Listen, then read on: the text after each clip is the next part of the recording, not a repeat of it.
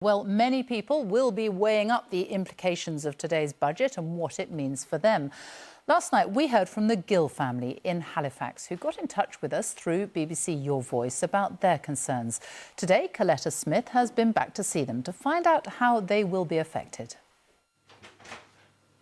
I'm home. Faye works at a supermarket petrol station and is bringing home 8-year-old Sophie.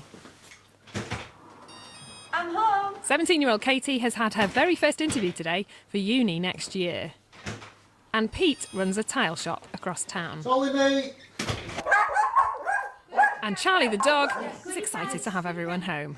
Good boy. You work, it's 20 hours a week, isn't it? I do now, yes. So you've upped that recently? I did, yes. I upped it from 16. And why was that? Talk me through that process. Just to help with the cost of living, really, just to help the family. It'd be nice to save up and go on holidays and do stuff. Faye gets just above the minimum wage, so she's hoping that her pay will go up too. I think it's a good thing. I mean, they're thinking about us, aren't they? Everything will go up, food bills will go up, everything. So we'll just have to see how it goes. It'll squeeze everything, to be honest, yeah. So I think anybody who gets a bit of extra money, they won't feel it. I think the only winners is the government, because people hit that threshold quicker. So if fuel bills rise in September, if you have to pay a bit more to fill up with petrol... Yeah, that's the other issue, because obviously I have a car, so I'll be commuting to uni, so obviously if that goes up, then that will be a big impact. The budget is the one moment of the year when what happens in Westminster zaps into the real world. For parents at this play barn, their finances will change. Real GDP is forecast to grow by 1.5% on average over the forecast. As a nurse, Megan won't see a wage increase this time. Even though the cost of everything else goes up, your wage stays the same. There's a promise of £150 off an average energy bill by scrapping the previous government's eco scheme and paying for other levies by taxes instead. I know we could definitely do with it. We've got a 2-year-old.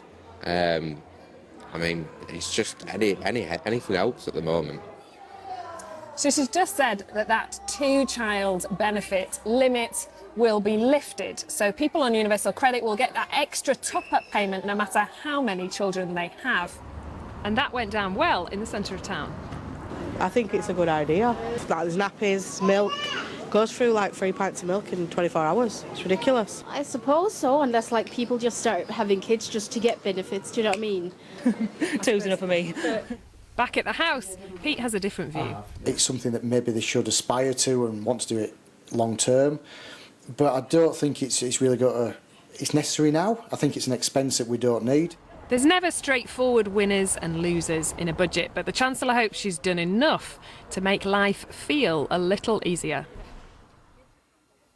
This is a budget where the Chancellor promised to reduce the cost of living. Now, the Gill family got in touch with us with the big question, of course, will they be better off as a result? In this household, you've got an average household income just under £40,000, which you've paid for all your tax. So we sent those numbers this afternoon through to Deloitte, and they've crunched them for us. And what, as you feared, Pete, they've discovered is that your income tax is probably going to go up, maybe to around £122 a year. I thought so. I thought it might be the case. And Faye, for you, if your income goes up just that little bit above the national minimum wage, it's about a £400 boost a year for you. OK, that's not too bad. And a big boost for you, Katie. We've got £324 more a year for you. If your income, again, if your wage stays above that level that it is at the moment. Child benefit is going up again in April, so that's an extra £85 a year here. And, of course, there's a promise of a cut in energy bills of £150. So all of that put together puts you slightly better off as a household. But the big questions are around that extra spending, those extra bills. Faye, the grocery bill's a big one. Yeah, the grocery bills are a big one. They're already going up, so no doubt they'll go up even more. So it's just something we need to think about. Yeah. And Pete, there's extra bills too. The mortgage is weighing on your mind. There is. We came out of a fixed-term mortgage, paying about £200 a month more, hoping for the interest rates to drop. They're not dropping that quick, unfortunately. So you're hoping that if they do drop, that may help here and you might be able to get on a fix. Of course, so much to digest when it comes to those numbers in every household across the UK. But the first thing to digest here is tea once we get out of the way. Coletta in Halifax, thank you. And we've got plenty more information for you now, because let's take you through some of the other key measures that Rachel Reeves has announced today. You can currently put £20,000 into a cash ISA. That'll be capped at £12,000 for the under 65s from 2027, though you can put the rest of that into stocks and shares. 250 new neighbourhood health centres will be set up across England to try to ease the burden on the NHS. £5 million is being set aside for secondary school libraries and £18 million for children's playgrounds in England. Training for apprentices under the age of 25 will be made free for small and medium-sized companies. And there's a sharp increase in taxes on online gambling and online betting. That's going to raise more than £1 billion.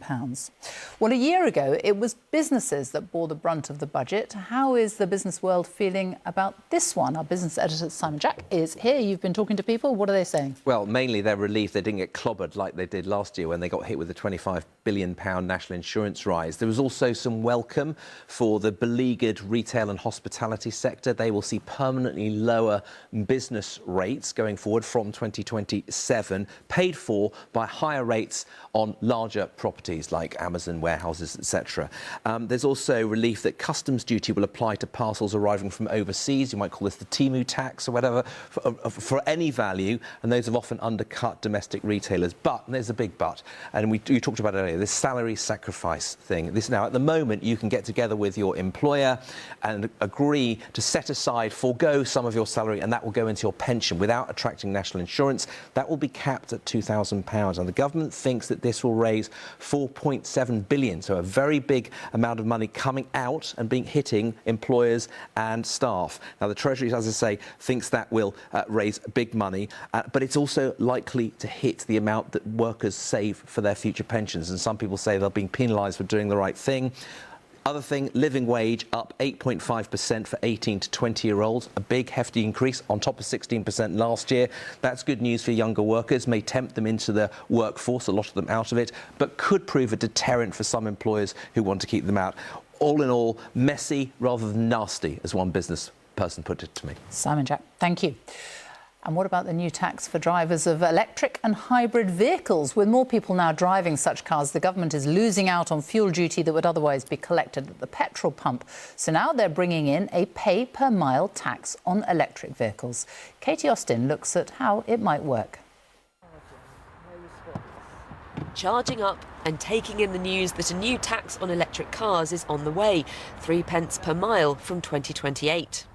What would that work out for you? About £600 a year for doing 20,000 miles. At the moment, obviously, there seems to be a lot of incentive to go electric, and it feels right to do so. I guess I just need to understand more of the detail. It is disappointing. We're asking people to sort of use a cleaner energy for cars, and now we're sort of looking at penalising them by taxing them by putting them on the road. I think at some point the government's got to find revenue. You're certainly going to lose it from petrol and diesel. The plan is drivers will estimate and pay for their mileage alongside their vehicle excise duty, sometimes known as road tax. New petrol and diesel cars are set to be banned from 2030, and the government has set ambitious electric car sales targets. A discount scheme is thought to have helped boost demand, and that's going to be expanded. But the car industry worries that a new tax will put off some drivers from making the switch. And customers are just getting confused. What does the government actually want them to do? It's got subsidies and now it's going to pay tax. Questions have been raised about how the new tax will be enforced. A consultation has been launched into exactly how it will work. Katie Austin, BBC News. The Chancellor says Scotland will receive an extra £820 million by the end of the decade as a result of the budget. The government is also set to loosen rules on new oil and gas exploration in the North Sea. Well, James Cook is in Aberdeen, and tell us more about that. Well, Sophie, to be honest, it's dark and stormy weather here, and that really matches the mood, because what you're describing there is, according to the industry, a relatively modest concession, this idea of allowing some extra drilling adjacent to existing fields. They say it won't make a huge amount of difference, and they are dismayed that Rachel Reeves is not going to stop or reform in some way the so-called windfall tax on their profits, which was brought in after Russia's invasion of Ukraine pushed up the oil price, which has since dropped back. The effective overall taxation rate on the industry is 78% at the moment. That tax, as things stand, will run until 2030. OE UK, the trade body, says that is a bitter blow. And it says about 1,000 jobs a month are going in an industry that supports 200,000 jobs around the UK. Environmental campaigners are pleased, though. The campaign group Uplift, for example, saying it's good that the Chancellor has not gone soft on an industry making billions as people struggle to heat their homes. James, thank you. Well, there are millions of more pounds for the governments of Wales and Northern Ireland. In a moment, we'll speak to Sarah Gervin in Belfast. First, Hal Griffith in Cardiff. What is the money going to be used for there? Well, Sophie, with less than 6 months to go before the next Senedd election, Welsh Labour ministers here were desperate for some quick wins before next May. Did the budget deliver? Well, that removal of the two-child benefit cap will help here, because 31% of Welsh children live in poverty. So that's being seen as a positive, a win by the Welsh Government, as well as £505 million extra for them to spend over the course of 4 years on things like health, education. However, it's only a small fraction of the some £27 billion they're planning to spend next year. And you also have to look at what wasn't in today's budget. There have been calls here for the funding formula of Wales to be changed, to be made more generous, and money from the Crown estate land to be kept in Wales. Neither of those two things promised today. And in Northern Ireland, Sarah Gervin? The removal, Sophie, of the two-child benefit cap has been really well received here in Northern Ireland, where family sizes do tend to be larger than the UK average, and it's estimated that around 50,000 families will benefit next year when that cap is lifted. And that increase in the minimum wage, well, that's going to have a big impact too, because a higher proportion of workers in Northern Ireland are on lower wages compared with England, Scotland and with Wales. And if we look at the big picture, well, the Chancellor says she's going to give an additional £370 million to the devolved government, but that won't cover Stormont's current £400 million overspend. In terms of reaction, politicians saying this does not go far enough in the budget, and they're saying, Westminster says, if Stormont does want more money, well, it'll have to raise it itself. Sarah, thank you. And there is plenty more detail about all of today's announcements on the BBC News app and website. Go to the How the Budget Affects You page, where there is a lot of useful information. In other news, the man who drove into more than 100 Liverpool fans while they were celebrating their team winning the Premier League has admitted all 31 charges against him. Paul Doyle, who's a former Royal Marine, changed his pleas on the second day of his trial. Merseyside police say it was sheer luck that nobody was killed that day. A warning: Fiona Trott's report contains scenes of the incident. A city in celebration. Hundreds of thousands of fans and families united in joy. Then this. Watch as Paul Doyle deliberately drives into the crowd. People get angry, and so does he. Oh my God! In 7 minutes, his car collides with more than 100 people. 4 get trapped underneath the car. The youngest victim is a 6-month-old baby. Fear and confusion. Why did Paul Doyle do this? Today, we learned more. Dashcam footage from Doyle's vehicle shows that he became increasingly agitated by the crowds. Rather than wait for them to pass, he deliberately drove at them, forcing his way through. Driving a vehicle into a crowd is an act of calculated violence. This was not a momentary lapse by Paul Doyle. It was a choice he made that day, and it turned celebration into mayhem. Paul Doyle sobbed and even closed his eyes as he repeated guilty 31 times. It took 9 minutes. At one point, it was hard to hear him. The reality of what he'd done was too much to bear. Paul Doyle admits dangerous driving, grievous bodily harm with intent and other offences. He's due to be sentenced next month. Fiona Trott, BBC News, Liverpool. At least 36 people have been killed by a major fire in Hong Kong that has ripped through several high-rise apartment blocks. Hundreds of firefighters are still tackling the blaze. The housing complex, which was covered in bamboo scaffolding, is home to more than 4,500 people, and officials say 279 are still missing. Let's go back to the budget now. Our economics editor, Faisal Islam, is with me. So much that has been announced today. Is it going to be enough? Is it going to stabilise the economy? An extraordinary budget day, and I see it in two clear parts.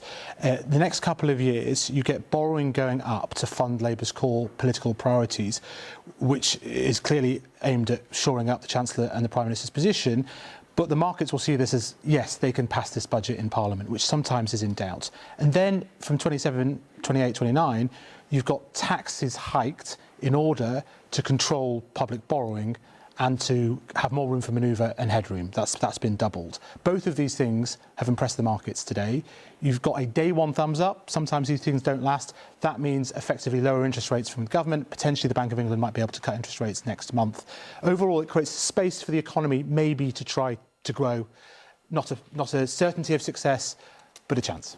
Faisal, thank you. And Chris Mason in Westminster, a balancing act for the Chancellor. Who is this budget really for?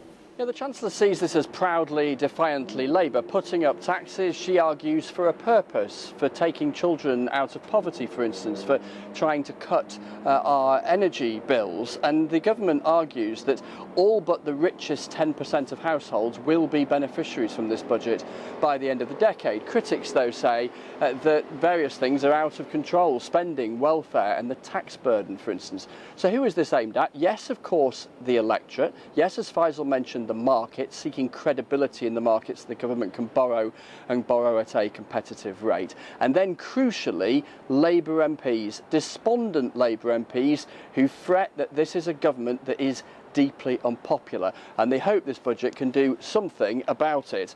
But this is where the chewing over this document really begins here at Westminster, as people in the coming hours, days and weeks work out whether they really do like it or not. Our political editor, Chris Mason, thank you. Let's have a look at the latest weather now. Chris Fawkes is here. Hello. Hi, Sophie. Had a freezing cold start to the day, but at least there was plenty of sunshine before things started.